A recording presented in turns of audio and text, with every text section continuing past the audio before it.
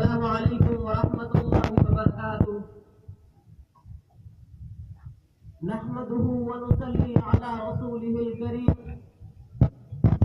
اما بعد قلم جب بھی اٹھایا ملک کو دیشان لکھا ہے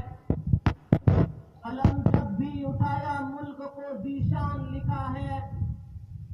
ستم سہ کر بھی ہم نے پیار کا پیغام لکھا ہے ہمیں نفرت بھری نظروں سے ہر دم دیکھنے والا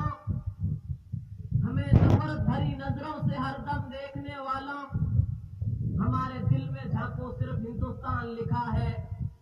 جتنا کہ تمہارا ہے اتنا ہی ہمارا ہے جتنا کہ تمہارا ہے اتنا ہی ہمارا ہے اس ملک کو باپ کی جاگیر مت سمجھنا ادب نوازی سیکھی ہے بزرگوں سے ہم نے ادب نوازی سیکھی ہے بزرگوں سے ہم نے جھک کر مل رہے ہیں تو حقیر مت سمجھنا حضرات آج ہمارے سامنے آزادی کی فصل بہار ہے لیکن آزادی سے پہلے یہاں کی شب تاریخ کیسی تھی ہمارے بزرگوں نے ہمارے سورماؤں نے اور ہمارے مہاپروشوں نے اس صبح امید کے لیے اور اس فصل بہار کے لیے کتنی قربانیاں دی ہیں کیسی مصیبتیں جھیلی ہیں کس طرح وہ پھانسی کے تختوں پر جھولے ہیں اور قید و بند کی کیسی صعوبتیں برداشت کی ہے تب کہیں جا کے شب تاریخ کی سحر ہوئی ہے آزادی کا سورج طلوع ہوا ہے اور حریت کا علم اور آزادی کا جھنڈا ہندوستانیوں کے ہاتھ میں آیا ہے آزادی کے اس 74 سالہ جشن کے موقع پر ہم اپنی سرگزشت کو یاد نہیں رکھیں گے اور ہم اپنے بزرگوں اور مہاپروشوں کو یاد نہیں رکھیں گے تو ہمیں لائق نہیں نالائق اولاد کہا جائے گا اور دوستوں ماضی کو بھول کر جو قوم مستقبل کا سفر کرتی ہے اس کا سفر صحیح سمت میں جاری نہیں رہ سکتا حضرات ہندوستان کی جنگ آزادی میں ہر مذہب و ملت کے لوگ شانہ بشانہ شامل رہے اور سب کی باہمی کوششوں اور قربانیوں سے ہم کو آزادی حاصل ہوئی اور جنگ آزادی کی تاریخ مکمل ہوئی جنگ آزادی کی یہ تاریخ 1756 عیسوی سے لے کر 1947 عیسوی تک محیط ہے اس راہ کا سب سے پہلا مجاہد سراج الدولہ ہے جس نے ظالم انگریزوں کے ہاتھوں 1700 میں جام شہادت نوش کیا پھر میر قاسم حیدر علی اور دوسرے مجاہدین آئے اور 4 مئی 1799 عیسوی کو سلطان ٹیپو کی شہادت پر جنگ آزادی کا پہلا دور ختم ہو گیا لیکن ان مجاہدین کے خون کے قطرے رنگلا کر رہے چنانچہ 1857 عیسوی میں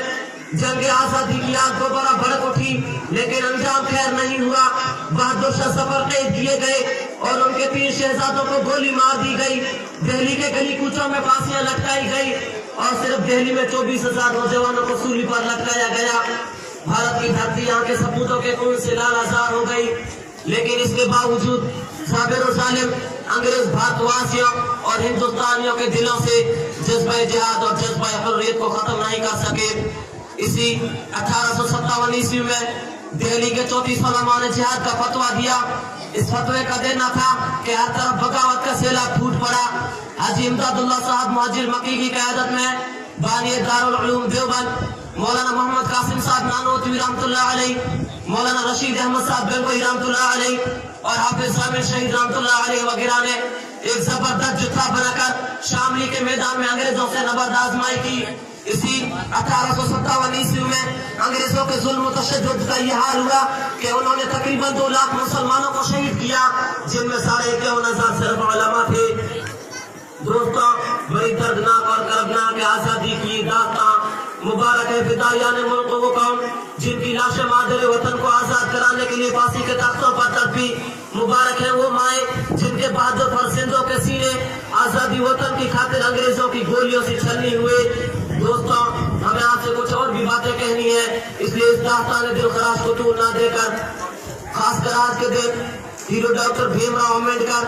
مہاتما گاندھی پنڈت جواہر لال نہرو مولانا ابوالکلام آزاد شیخ الہند مولانا محمود الحسن مولانا حفظ الرحمان سیواروی سردار بھگت سنگھ ولبھ بھائی پٹیل نیتا جی سبھاش چندر بوس مولانا محمد علی جوہر مولانا شوکت علی مولانا سید احمد شہید مولانا اسماعیل شہید مولانا حسین احمد مدنی لالا لاجپت رائے رام پرساد بسمل چندر شیکھر آزاد مولانا عبید اللہ سنگھی حکیم اجمل، ڈاکٹر سیف الدین کچلو، شہید اشفاق اللہ خان اور دیگر تمام مجاہدین آزادی اور سمت سوتنترتا سنگرام سینانی کو میری جبین عقیدت سلام کہتی ہے۔ ہم اپنی جانب سے اور آپ سب کی جانب سے اپنے ان بزرگوں کو،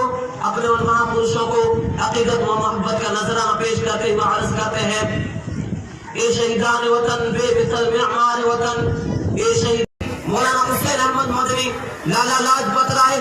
رام پرساد بسمل، چندر شیکھر آزاد، مولانا عبید اللہ سندھی، حکیم اجمل، ڈاکٹر سیف الدین کچلو، شہید اشفاق اللہ خان اور دیگر تمام مجاہدین آزادی اور سمت سوتنترتا سنگرام سینانی کو میری جبین عقیدت سلام کہتی ہے۔ ہم اپنی جانب سے اور آپ سب کی جانب سے اپنے ان بزرگوں کو، اپنے ان مہاپرشوں کو عقیدت و محبت کا نذرانہ پیش کرتے ہوئے عرض کرتے ہیں: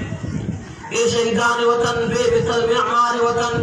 اے شہیدان وطن، بے مثل معمار وطن، تم نے اونچا کر دیا خودے کے معیار وطن، لو وطن کے ذرے ذرے سے مبارکباد دیا، لو وطن کے ذرے ذرے سے مبارکباد دیا، اے فدائیان وطن، تم ہو وفادار وطن۔ آج کا یہ دن یعنی 26 جنوری کو ہمارے ملک ہندوستان کی تاریخ میں ایک خاص اہمیت حاصل ہے، کیونکہ یہ وہی دن ہے جس میں اس ملک کے باشندوں کو ایک جمہوری نظام عطا کیا گیا۔ اسی کی روشنی میں بلا تفریق مذہب و ملت، ذات پات، رنگ و نسل، ملک کے ہر شہری کو برابری کے حقوق حاصل ہے۔ یہی وجہ ہے کہ ہندوستان کو دنیا کا سب سے قدیم اور سب سے بڑا جمہوری ملک ہونے کا امتیاز حاصل ہے۔ حضرات، آج جب کہ ہم یوم جمہوریہ کے اس مبارک تقریب میں خوشی و مسرت کے نغمے گا رہے ہیں، میں خدا سے دعا کرتا ہوں